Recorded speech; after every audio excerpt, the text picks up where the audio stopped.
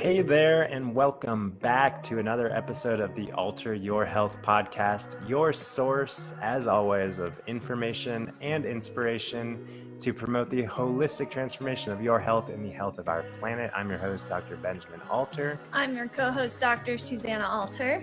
And thank you for taking the time out of your busy day to be with us. And I think that this is going to be worth your time. We are talking about gut health. We're kind of taking things a step further. If you've heard everything that we've had to share with regard to gut health and healing your gut and how important it is for healing pretty much any condition that you might be faced with in our world today, it can be really overwhelming and confusing how to go about really healing the gut. I think there's a lot of conflicting information out there.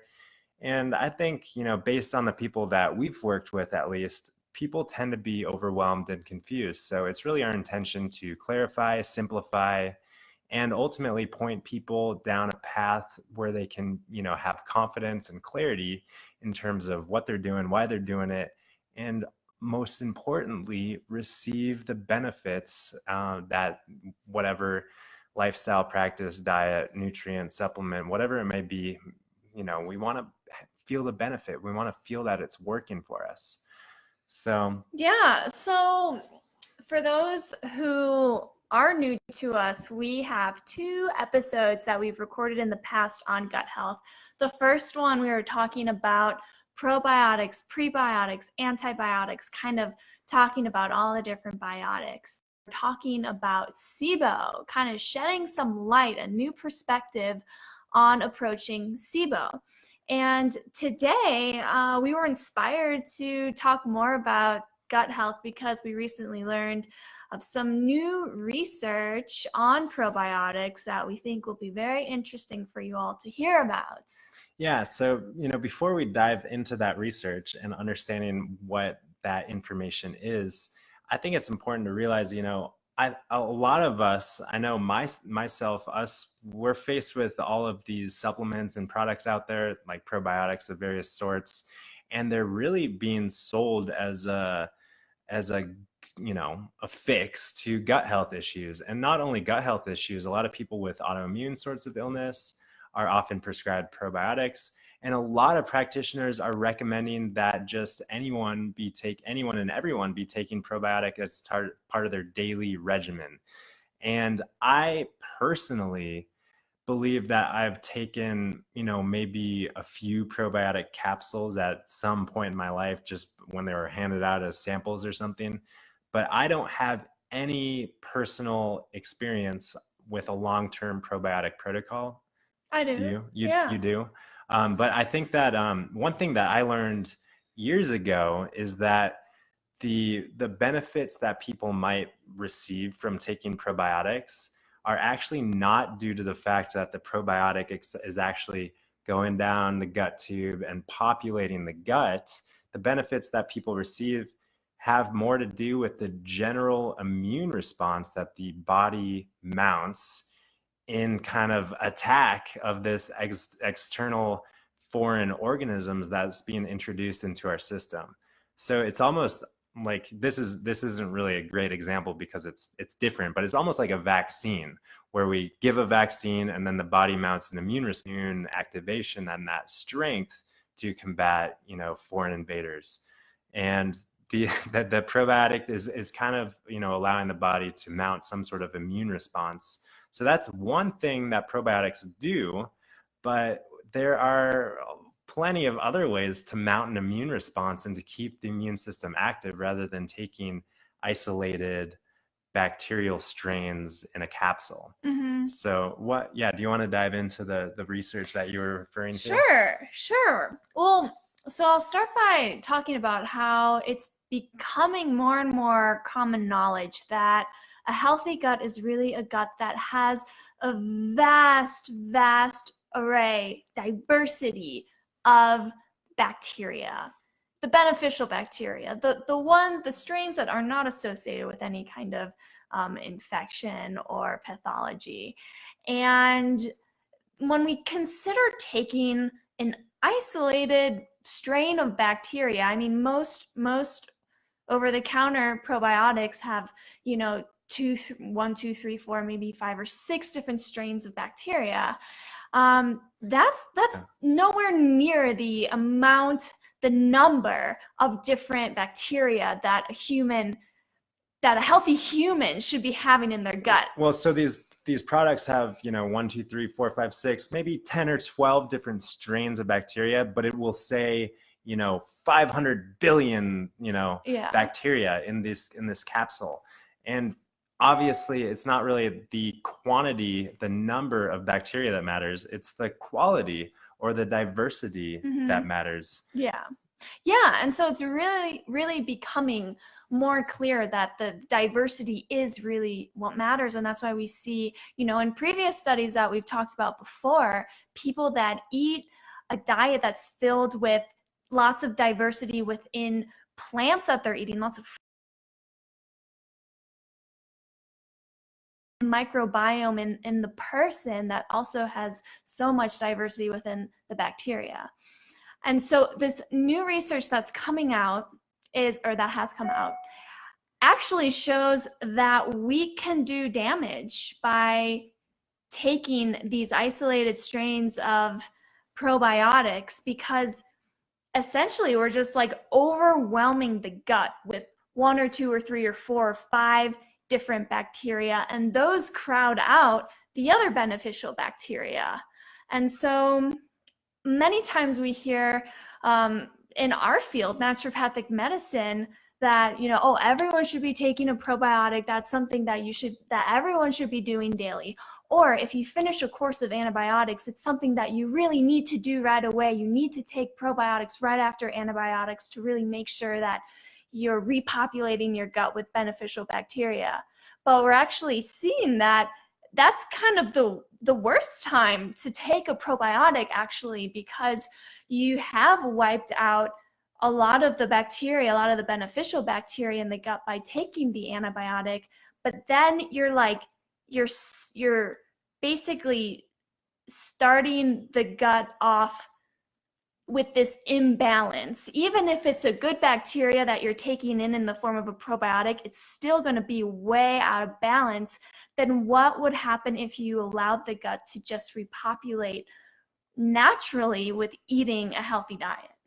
Yeah, so what we're really speaking to is the innate intelligence of the human body. And, you know, any supplement company, any probiotic company, they are really studying these, you know, reductionistically, these different organisms, these different strains of bacteria.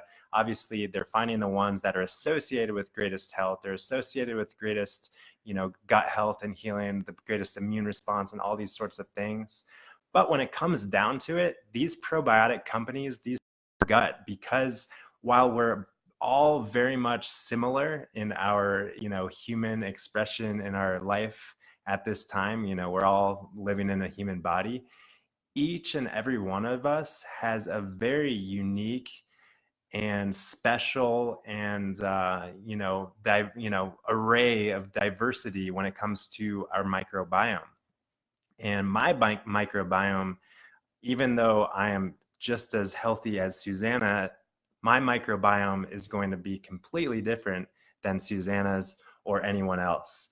And I think, you know, a lot of research has also been coming up showing how, you know, someone's unique microbiome influences their experience of mental health and their, you know, probably their personality to some degree. So it's just so fascinating that, you know, we are essentially more bacteria than humans. So I think that it's best not to rely on supplement companies and probiotic companies to say what sort of bacteria we should be, you know, dominantly populating in our guts, but or in the rest of our bodies.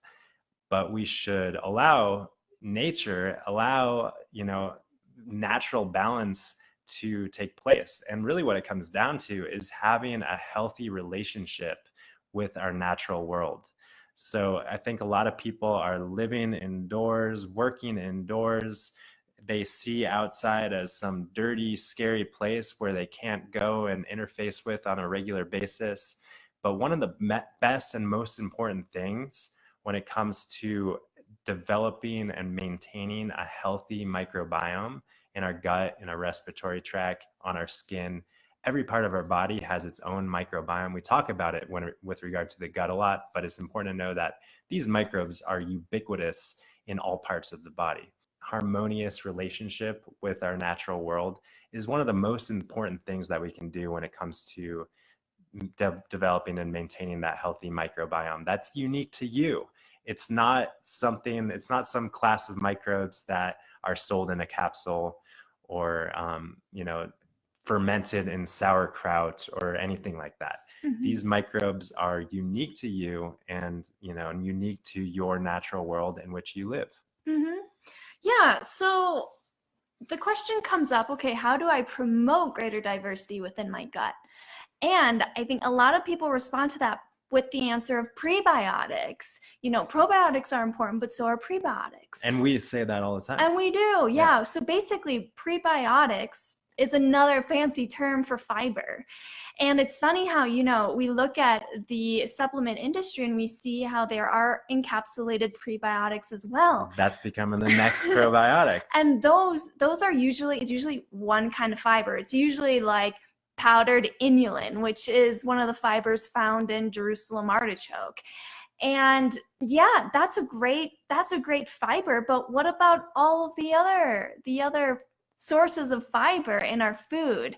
So really the best way to promote the greatest diversity in your microbiome is also taking in a great diversity of different kinds of food for the microbiome. Mm-hmm. Because if you do just focus on inulin, that's also going to create some kind of imbalance within the microflora. You're going to be just feeding the inulin digesting microbes in your gut. And we want to be feeding the microbes that digest all the colors of the rainbow, all the textures that nature has to offer.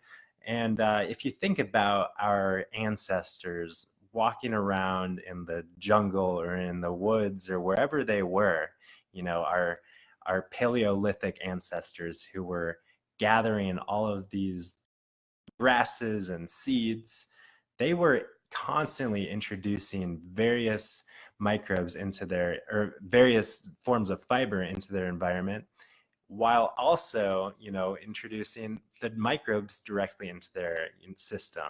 They weren't washing their berries. They weren't, cleaning their, scrubbing their potatoes and things like that. They were just, naturally coexisting with their world, knowing that their world was part of them. They were part of their world. If you look at wild animals frolicking in the woods, they're similarly, they're just eating things on the forest floor. They're not, taking their berries and their grasses to the stream to rinse it off before they chomp it down. And similarly, they're drinking from the stream, which has this harmonious balance of, viruses and bacteria and fungi. And we think about viruses and bacteria and fungi in our world today, and it's like, no, we need to stay clean from all viruses, all bacteria, all fungi. It's, we're humans, and that's nasty stuff. That makes us sick. That couldn't be further from the truth. It's actually those viruses, bacteria, and fungi that make up the microbiota of our environment, and that relationship with that microbiota that allows us to maintain and sustain health in our world. And it's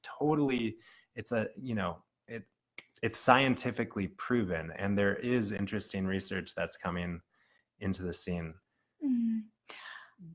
So I want to talk about another point that on this topic of how can we support symbiosis in our gut microflora. Can I talk about one more thing that came to my mind before we did that? Of course. I was just presented with a study that showed a course of antibiotics can disrupt 5 years, and some populations of beneficial bacteria in the gut can actually be wiped out entirely from a course of antibiotics. Wow. And that was shocking to me because I thought that we were more resilient than that. I thought that human beings responded, more quickly to a dose of antibiotics and that sort of thing. And obviously antibiotics are completely overprescribed in our world today, and that's a whole nother topic that we don't have to dive into. Sometimes, let's face it, we need to take a course of antibiotics to save our lives. I know I've taken a few myself in life-saving measures, and probably, when I really didn't need them also. But the point being that a course of antibiotics does have a lasting effect on the health and diversity of the microbiota. And these studies, I didn't dig too deeply and rip things apart too much, but I would assume that these studies were in the context of a standard American person eating a diet of 5 to 10 grams of fiber, which, the recommended daily intake of fiber is 25 to 35 grams of fiber, I believe. Yeah. And really, if we're seeking optimal health and the optimal diversity of microbiota in our world today, we should really be shooting for 70, 80 grams at least. Personally, I like to shoot for 100. Not that I measure my, track my fiber intake every day, but if I want to get to 100, that's what I'm going for. But anyways, so, this study that came out showing that antibiotics disrupt the microbiota for 4 to 5 years, sometimes completely wiping out certain populations of beneficial bacteria in the gut. I think that is, that's shocking to me, but I think that human beings can be much more resilient in the context of a nutritionally excellent diet where we're getting 80, 90, 100 grams of fiber, various sources, eating the rainbow, having a clean and not clean like sterile, but a healthy relationship with our natural world. We're getting outside, we're breathing forest air, we're putting our feet on the ground, we're drinking spring water, we're not living in this sterile environment. In that context, I would assume that the human body would be much more resilient to the effects of antibiotics. And it would be interesting to see a study like that. So I just wanted to put that study out there and also present my kind of counter argument or challenge to that study, saying that I think human beings are better than that. I think that we're more resilient personally. Mm-hmm. And so, okay, moving on to kind of what I think and hope may become the next probiotic in terms of, kind of the gold standard of supporting gut health is something that we've been bringing up a lot in our lives, but we're talking about these humic acid and fulvic acid based supplements. And so humic acid and fulvic acid are both compounds found in ancient soils, things like shilajit, if you've heard of shilajit. I don't think you pronounced it Shilajit, however you want to say it. And we've been really excited about this new supplement developed by Dr. Zach Bush called Restore. And I really love the way that he describes how it works is that this humic acid based supplement, this soil-based supplement really creates an environment within the gut so that when you eat a clean diet filled with all sorts of different types of fibers, different types of vegetables and fruits, you're the natural to grow in. I mean, the bacteria has something to grow in, and he described it as being kind of like a compost for your gut. Because, we need don't eat your compost. Don't eat compost. But you can drink this stuff. But if you think about it, when we're growing a garden, we need good compost to grow good, nutritious vegetables. And so this is like the medium for which the bacteria can thrive in within the gut. And I think it's great. Yeah, well, if you do consider the health of soil, there's a lot of things that make up healthy soil. There are minerals, and there are microbes, there are worms, there are fungi, there are mycorrhizae, I think that's how you, which are like kind of fungal systems in the soil. But the fact of the matter is, it's not just bacteria, that make up a healthy soil. bacteria thrive and coexist with other things. They certainly our bacteria and our microbiome rely on us. They rely on the human body to create that environment, but they also rely on other things, other minerals and nutrients that feed and nourish those microorganisms, in addition to the fiber in terms of our microbes in our gut. But there's a layer of essential nutrients that are beyond fiber that are required to maintain a harmonious microbiome.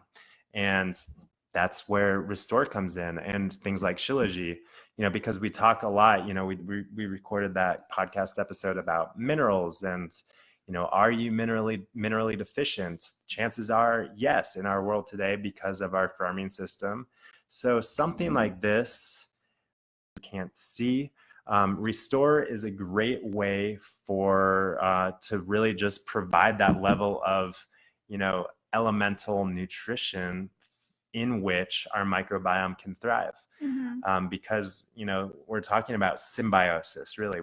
We had this podcast episode on dysbiosis, and obviously we need to bring in the proper bacteria, feed those proper bacteria, but we also need to make sure we're doing everything that we can to maintain a proper environment so that those bacteria can thrive and that your health can thrive. Because as we've hammered in at this point, our health is intimately dependent on the health of our microbes. Mm-hmm. And that relationship. Yeah. So this creates a really great environment within the gut, so that when we are outside enjoying our time with nature and breathing in that fresh forest air, we're able to host that bacteria and let it thrive to a greater extent when we have this kind of compost within our gut.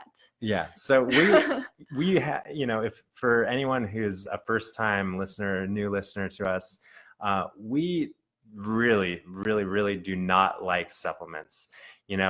My personal relationship with supplements is like, the less I can take, the better. And I don't take hardly any. I take B12 maybe once a week. I take vitamin D maybe once a week, depending on the season, depending on my sun exposure.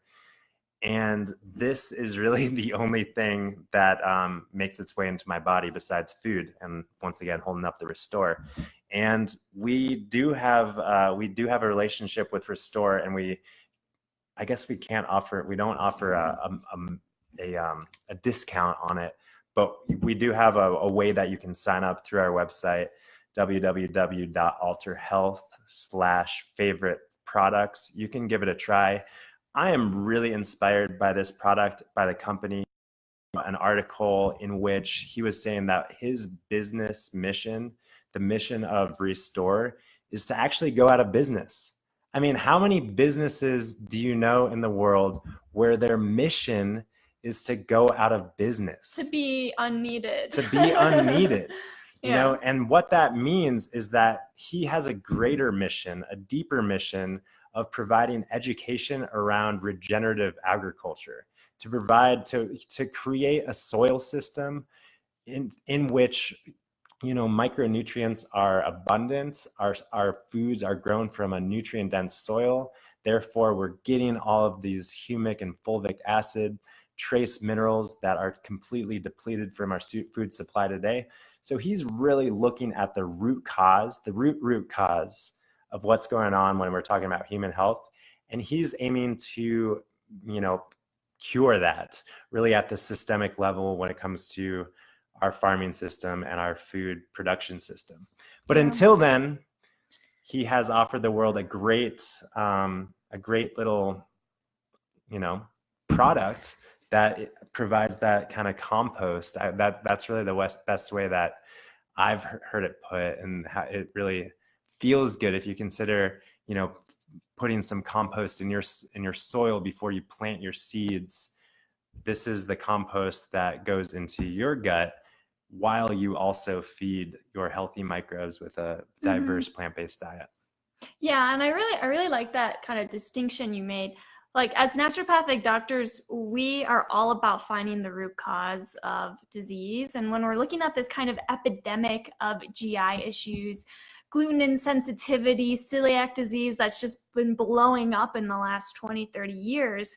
The underlying cause is not a deficiency of humic acid. The underlying cause is more of a global environmental issue. And that's the issue that gallons of pesticides and herbicides sprayed on our agricultural system, because our agricultural system is sick in itself. The topsoil is degraded. These monocrops are not able to sustain themselves, and that's why we're needing to bring in more and more chemicals into the food. And that is finally starting to show its disadvantages to the human body in, I mean, gut health is just one of the ways. Yeah. So really, I mean, the root cause is fixing our agricultural system and getting the glyphosate and herbicide out. But yes, until then, humic acid is a really great way to maintain our human health and balance within the gut. Yeah. And I think just to tie things together here, you know, we're talking about gut health. We're talking about symbiosis in your gut and why it matters. But even, you know, if it hasn't been made clear to you yet, even if you don't struggle with IBS or constipation or diarrhea or any sort of direct gut related symptoms, if you've got fatigue, if you've got brain fog, if you've got, you know, any real ailment in your human body, then chances are there is some level of integrity that has been lost when it comes to the health of your gut. And if you don't have any of these symptoms, that is fantastic. And we want to keep you that way. Absolutely important and priority to keep you healthy and optimally functioning in this world today. And the best way that we know how to do that is to really optimally nourish your gut.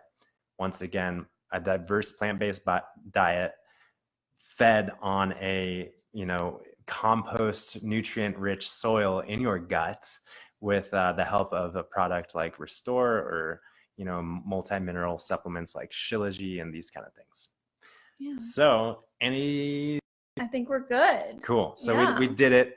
And obviously, if this does bring about any questions, you can ask them. You can ask them in a comment, or you can leave some feedback on the podcast, whatever comment thing, and we can see that there. Or you can email us directly at info@altered.health, and we can, you know, field your question there. These questions might, you know, help us kind of gain more topics that are relevant to talk about in future episodes. And hopefully, you know, our mission, of course, is to support you in your individual health journey. So we want to be whatever level of support we can in that process. Mm-hmm. And we should say, while we've got you on as well, that we are doing, you know, our group coaching continues. And that is also a great way to have a dialogue around these kind of issues pertaining to your, you know, physical health and also mental, emotional, spiritual health, and how we can really optimally flourish in our world today, because that's what we envision. So, yeah. Well, thank you all for joining us today, and we'll be here next time. All right. Have a wonderful rest of your week and weekend, and we'll see you next time. Bye. Peace and love.